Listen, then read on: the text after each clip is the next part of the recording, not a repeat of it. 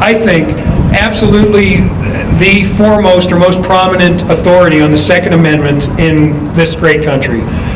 He's testified in front of Congress. He's been on many, many national TV programs. He's been quoted all over the country, and he's written extensively on the Second Amendment. So please join me in welcoming Dave Kopel.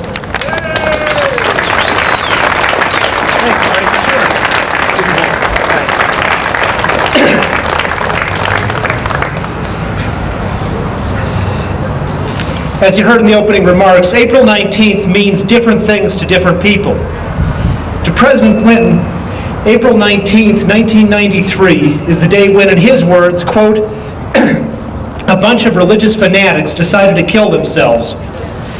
The Clinton administration had tried to save those fanatics, many of whom were infants and small children, by attacking their home on April 19th with tanks and with a chemical warfare agent so deadly that it is banned from international warfare. It's too dangerous to use against Iraqi soldiers, but the Clinton administration showed up to help those children and gas them with that poison attack.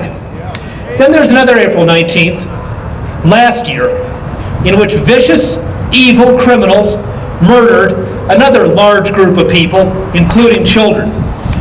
For President Clinton, the second set of mass murders in his administration, like the first set, was an excuse to take political advantage, to blame the murders on his political opponents, to claim that people who love their country can't abhor Bill Clinton's federal government.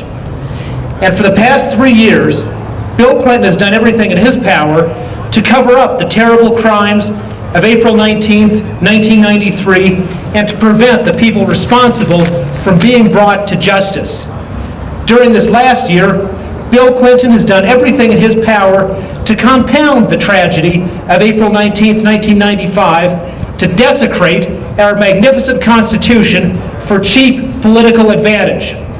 He's been shilling up and down this country for a terrorism bill, and now he's finally got one, thanks to the help he got from Bob Dole, Henry Hyde, and Newt Gingrich. That terrorism bill is awfully long, but you can read it 100 times, and you will not find a single thing in it that would have prevented that heinous crime in Oklahoma. But you'll find plenty of things which will facilitate many more crimes like those that occurred in Waco. 91 senators and 293 representatives voted for a law to demolish the ancient right of habeas corpus. The terrorism bill now makes it easy for people to be held in prison even when it is proven that their federal constitutional rights are being violated.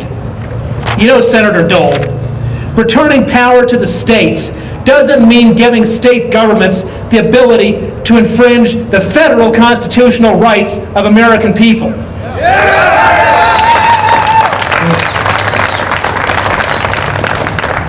For the first time in American history, we're going to have trials with secret evidence. Right now, it applies only in certain alien deportation cases, but the camel's nose is under the tent. The rally permit says we have to go home by midnight, so there's not enough time to talk about everything that's wrong with the terrorism bill that President Clinton's going to sign. But there are a few things we can say. First of all, the bill would have been much, much worse still if it were not for the hard work of so many Bill of Rights activists all over the country. It was really magnificent to see the National Rifle Association and the American Civil Liberties Union and Gun Owners of America and the National Association of Criminal Defense Lawyers and the Eagle Forum and the Quakers and so many groups from all over the political spectrum uniting to fight for our Bill of Rights.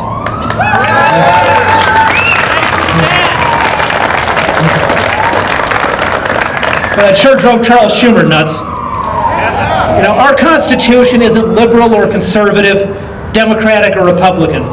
It's a common heritage of every American. And you know what, Mr. Schumer?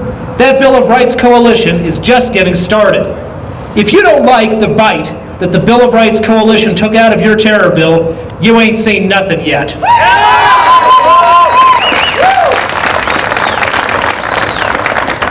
That coalition, including the people right here, is going to stay together and one step at a time We are going to restore every single constitutional right that was infringed by the terror bill, and then we're going to undo the rest of the damage that the Bush and Clinton administrations have done to our great Constitution.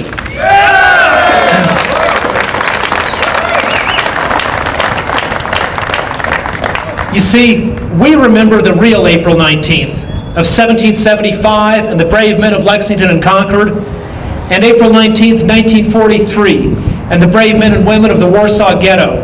As they fought tyranny as a last resort with firearms, we will fight with letters and votes and petitions and jury nullification until we restore our constitutional republic. The lowest moment in this whole terrorism debate came a few weeks ago, with the bipartisan, unanimous support of our Colorado congressional delegation in the House of Representatives. The House of Representatives had just adopted the Barr Amendment to remove some of the worst provisions of the terror bill. President Clinton, in his National Weekly Radio address, then claimed that the people who voted against his version of the bill wanted to make America, quote, a safe house for terrorists. Bill Clinton, you hypocritical demagogue, how dare you complain about the angry tone of political debate and then turn around and accuse Americans who love their Constitution of being accessories to terrorism. There is a safe house right now.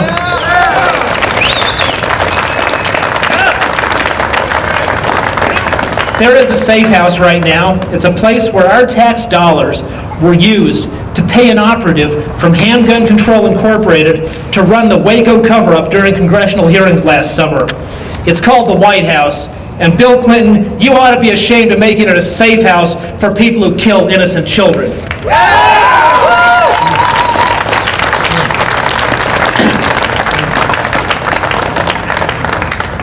All the great things we've accomplished for freedom, and all the great things that we will accomplish for freedom, will come to nothing if we destroy ourselves in the process. Richard Nixon once said, "Those who hate you can't hurt you unless you hate them back, and then you destroy yourself." In the freedom movement, there's no room for hate, no room for racism, for anti-Semitism, or any other religious prejudice. If you hear such garbage from someone else, then it's your duty to speak up and to defend freedom for everyone.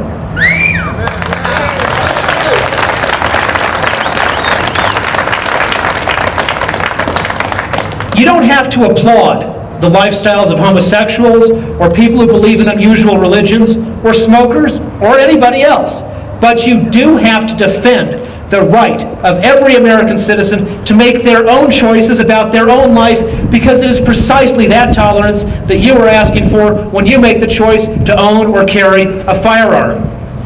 One other piece of advice: stay away from conspiracy theories if you can help it. Certainly conspiracies are sometimes part of history, but to claim that there's some great unitary conspiracy that's the central explanation for history isn't right. Our future wasn't determined at some big Illuminati meeting 200 years ago in Bavaria or some Knights Templar session 700 years ago in France. Our future is being made here and now, and it depends on every one of us to choose to shape it.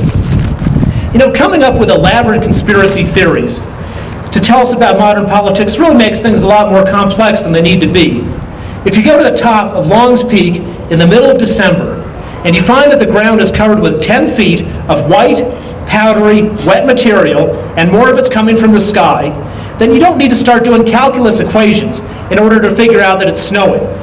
And you don't need to figure out some intricate, elaborate, United Nations, Nazi, Communist, Illuminati conspiracy in order to realize that the Bush and Clinton administrations have been pushing one idea after another in order to take away our individual responsibility and give more power to bureaucrats in Washington and to the criminal governments, which are the voting majority of the United Nations General Assembly.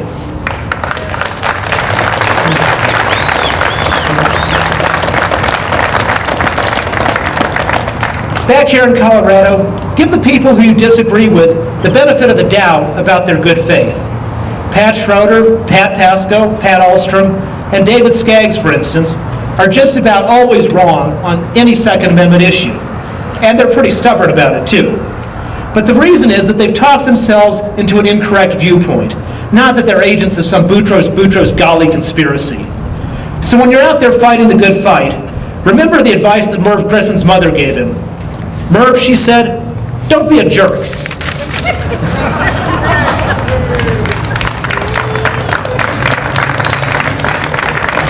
Don't telephone legislators at their home late at night. Don't use cuss words in civil dialogue. Don't imagine that every political opponent is personally evil. And don't imagine that hate is a cure for injustice. As we work towards our common dream of freedom, let me leave you with the words of one of my heroes, the late Jerry Garcia. Without love in your dream, it'll never come true. Thank you.